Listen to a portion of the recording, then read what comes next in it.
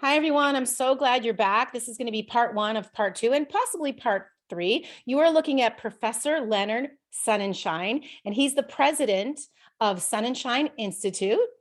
He has 25 different verticals associated with health in agriculture, sustainable living, and just general health and wellness.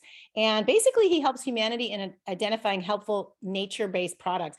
Part one is really going to get personal with this professor. I want to learn more about him, and you're going to learn a lot about what he does for us and humanity. And then part two will be more about viral pathogens, shots, things like that. It's going to get very interesting because he's helped a lot of people, and he works with about 25 to 30 doctors. So let's start right away. I'd love to know more about you, Professor. Where were you born? And I'd love to hear about your parents and your family, how you were raised.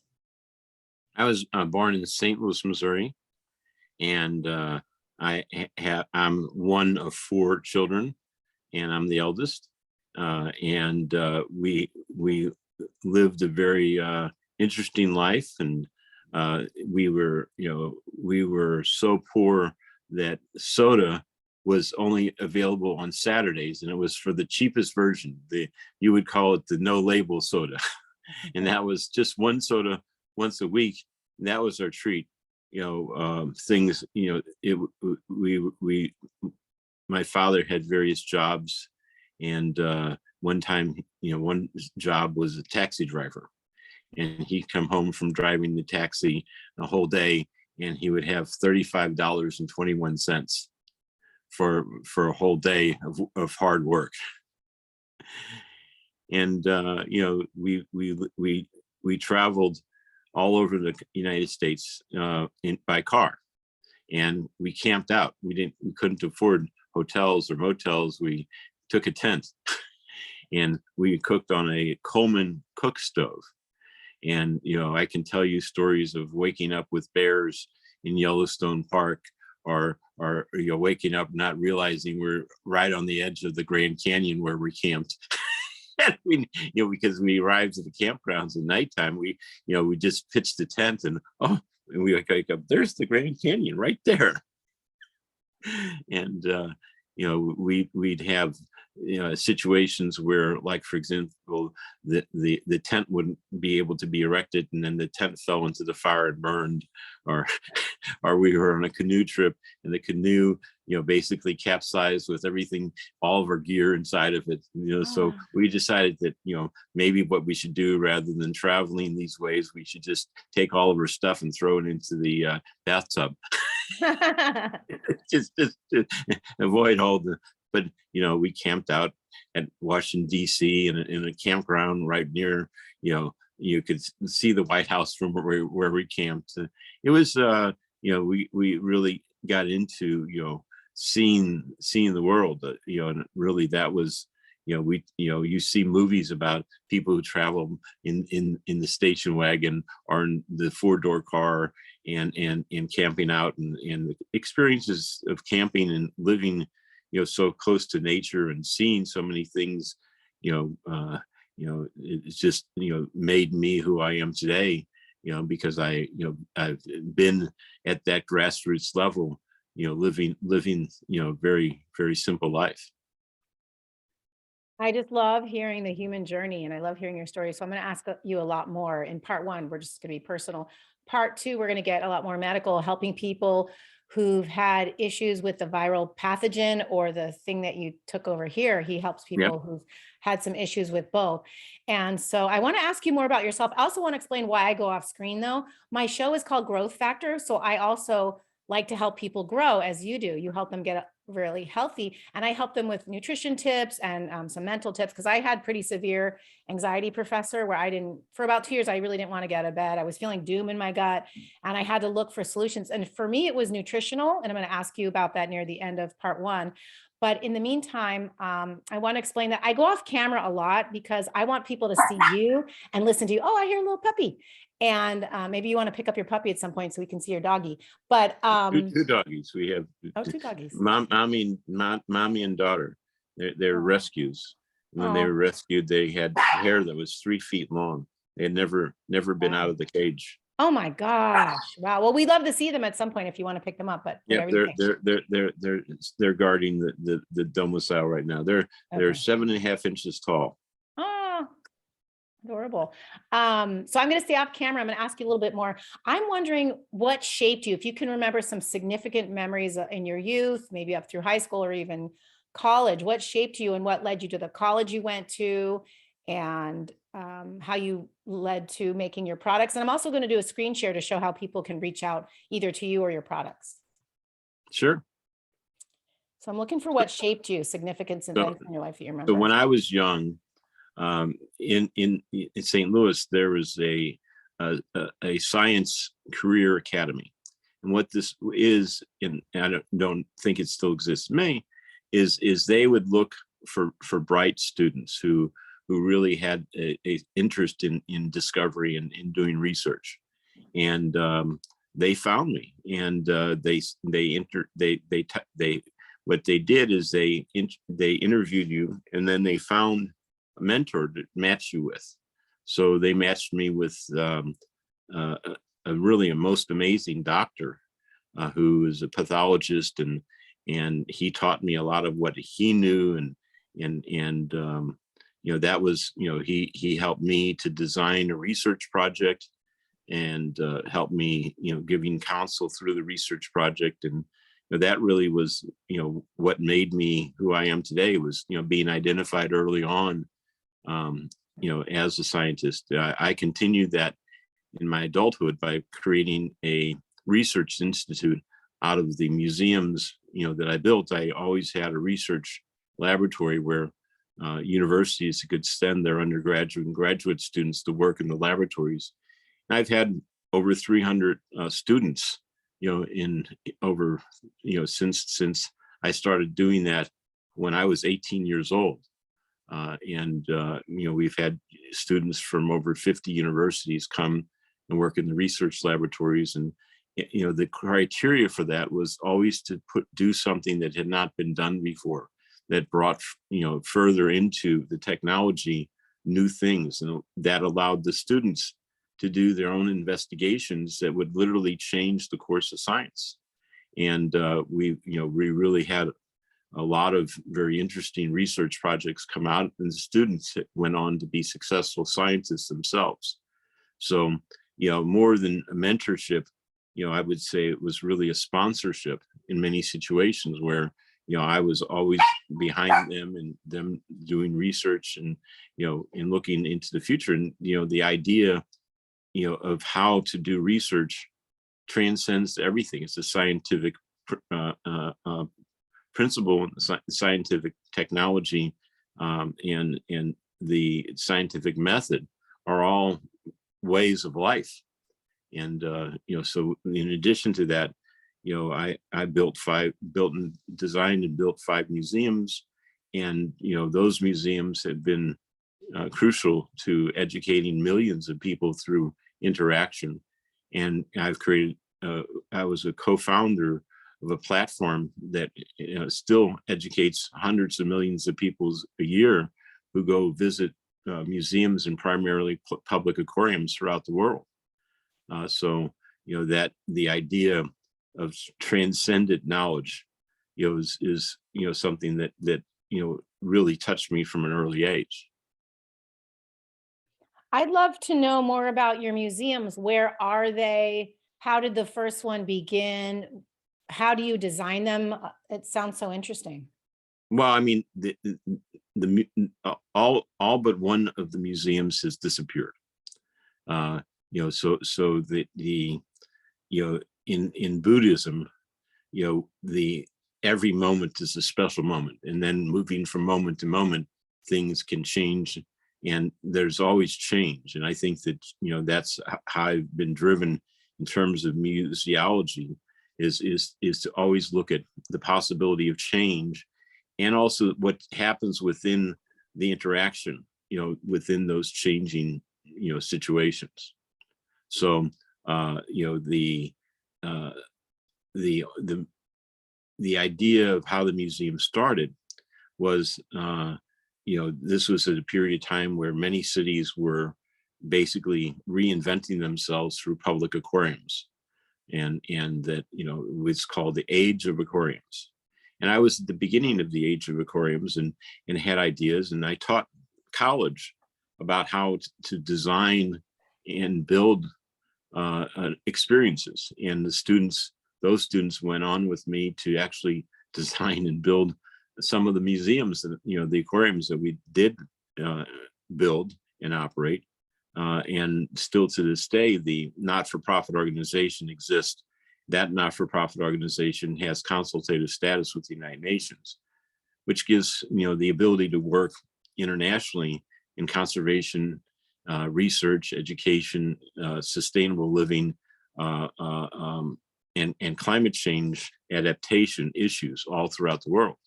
I've been to 93 countries at this moment. In most of those countries, I've done field projects and collaborated with, hundreds, if not thousands of organizations in the field, helping to create substantial changes within those communities, both human communities as well as animal communities. So the idea of the museums were to create awareness about water and what lives in water and how we are affected by water, and the essence of life in water. So these are, every museum studied water. The first museum was a larger scale museum, and we had a central shark tank, but we always had touch pools where the interactions where you could touch a starfish, you could pet a shark. Petting a shark was one of the things that I helped to really popularize. Another thing I helped to popularize, whereas you could put your hands in a fish tank and the fish would suck your hands. And that actually became, I invented it and became a global phenomenon. You still can go places and get pedicures and manicures with these fish. I invented that. The interaction with living animals in a museum situation is a peak interaction that creates tremendous change. These museums I had operated for over 25 years. So we saw generations of people coming to these museums, and mothers and grandparents would be talking about when they were young and went to the museum that I built and what they did. And, we, at the last museum that I built, we had, I would say, close to 80% of our visitors were African American. And, in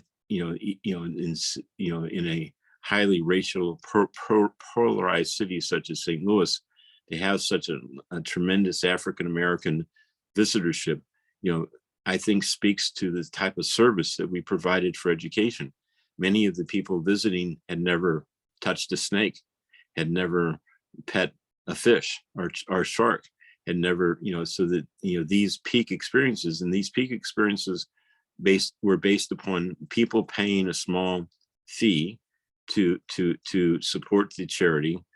Most of the animals we had were animals that were unwanted. We were not supported by the government. We didn't have any tax support. It was just through the admissions that would support the animals and support the operation. And during one of our peak years, we had several 100,000 visitors. But overall, we've had more than 1 million visitors in the 25 years experience. And we impacted millions more through our online services, through interacting with other aquariums in terms of creating conservation messages. And so the second museum was devoted to children's learning in an aquarium. And the people would send, other aquariums would send scouts to see what I was up to. And one of the aquariums that copied us and actually said, at a congress, an aquarium congress, they copied us, was Monterey Bay Aquarium. So they sent their designers and copied our aquarium, and then they built their children's section. So if you've ever been to Monterey Bay Aquarium and they have this children's zone, that's a direct knockoff of what I did. in other places, Vancouver Aquarium did the same thing. And, these people, Julie Packard and I are I'd say close associates. And, John Nightingale, who's the director of the Vancouver Aquarium, his people actually wrote me a letter, acknowledging the visionary status of what we did, in aquarium and museum science. Which is a combination of not only interaction, but also having research facilities that we, had. So we always had, in research facilities. The next one, a friend of mine had bought a building. It was the 6th largest building in St. Louis. And I went to see him and I asked him what he was going to do with his building. He said, I don't need to do anything. I'm making enough money off the rent.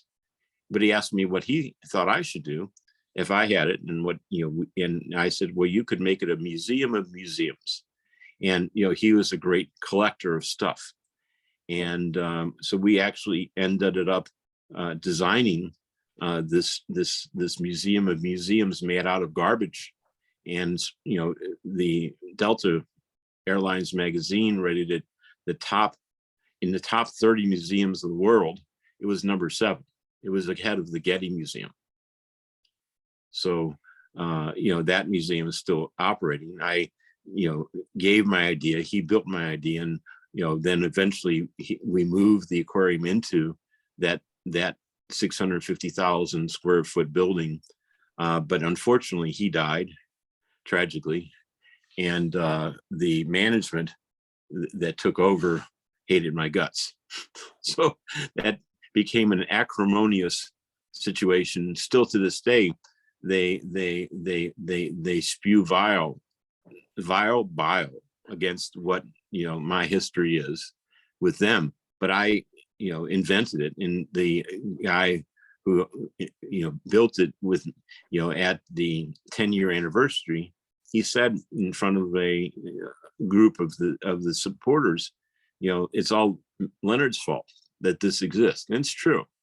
And, those ideas about how to engage the public. And I continued to do more museums, on the basis of aquariums. And, then finally I realized that, what happened was there was a political inroads in the city for somebody to build a big museum based upon my ideas. And they actually copied a design plan. And then the city decided that there couldn't be 2 aquariums in the same city, and they shut me down.